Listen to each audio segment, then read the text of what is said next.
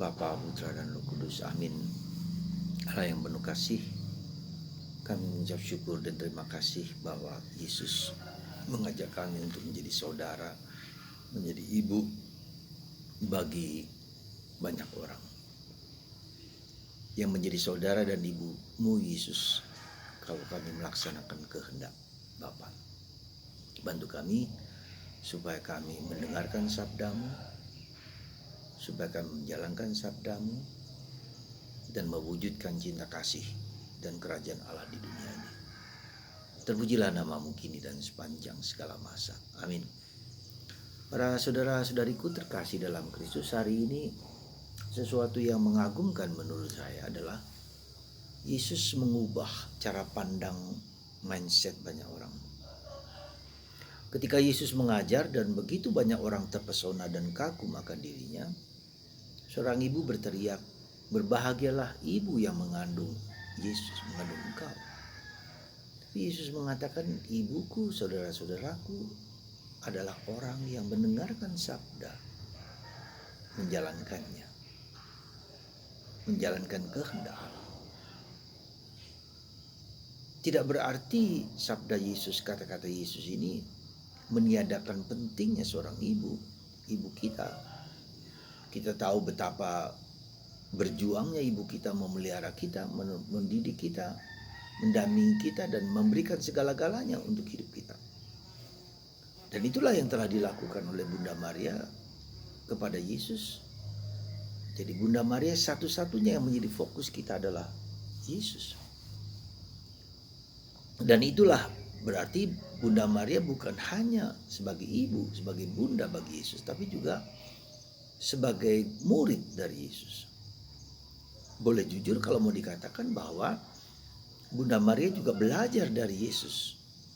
Ketika Bunda Maria di perkawinan Kana, kita tahu bagaimana Bunda Maria mengendaki bahwa Yesus mengadakan mujizat sesuai dengan permintaannya.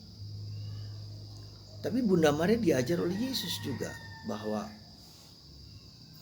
permintaanmu itu memang akan dipenuhi, tetapi sesuai dengan kehendak Tuhan. Maka ketika Maria mengatakan anggur habis, Yesus sepertinya mau mengatakan, belum waktunya ibu untukku. Ya. Dan Bunda Maria hanya mengatakan kepada para abdi, lakukanlah apa yang ia katakan kepada kamu. Di satu sisi mungkin seperti Bunda Maria, seperti Yesus menolak permintaan ibunya, dan kemudian Maria mengalihkan dengan cara yang lain, ya, beritahu kepada pelayan itu, lakukan apa yang dikatakan anakku kepadamu. Jadi bisa mungkin terjadi seperti Yesus menolak, tapi mengajarkan, tapi juga mengajarkan sesuatu yang lebih tinggi kepada Bunda Maria, dan Maria kemudian mengalihkan itu kepada orang lain. Saya merasa demikian, seperti kalau kita ditolak permintaan kita, maka kita mencari cara supaya permintaan kita dipenuhi dengan cara yang sesuai dengan apa yang diharapkan dari orang yang kita mau mintai tolong itu. Dan itu sangat manusiawi sekali. Ya, kalau kita misalnya minta kepada Bapa dan Bapa tidak menyetujui apa yang kita minta, ya sudah, kita bilang kita minta kepada Ibu dan Ibu bilang kepada Bapa. Jadi seperti itu, ya, perhatian dan kreativitas Bunda Maria, dan mau menunjukkan bukan aku yang penting tetapi putraku yang penting. Dan itulah yang dimaksudkan oleh Yesus, mendengarkan sabda, lalu juga mendengarkan sabda dan kemudian melaksanakannya. Memahami apa yang sesungguhnya diajarkan oleh anaknya, ya, dan itu dilakukan oleh Bunda Maria. Ya, seperti contoh wanita Samaria yang meminta kepada Yesus untuk menyembuhkan anaknya yang sakit, ya, dan Yesus mengatakan, ya, saya tidak berhak untuk menolong orang-orang Samaria, pertama-tama kepada bangsa Israel dulu.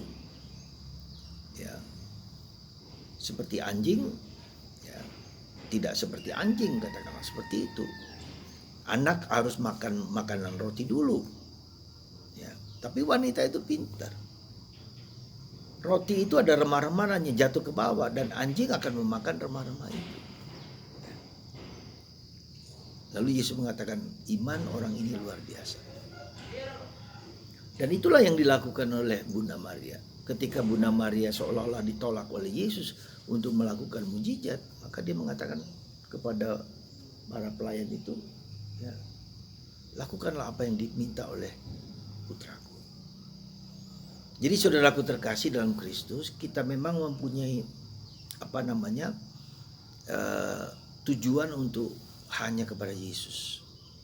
Tetapi tidak berarti bahwa kepada Bunda Maria pun yang tahu, yang kenal anaknya, bagaimana anaknya kemudian dapat memenuhi permintaan ibunya, tidak menolak permintaan ibunya.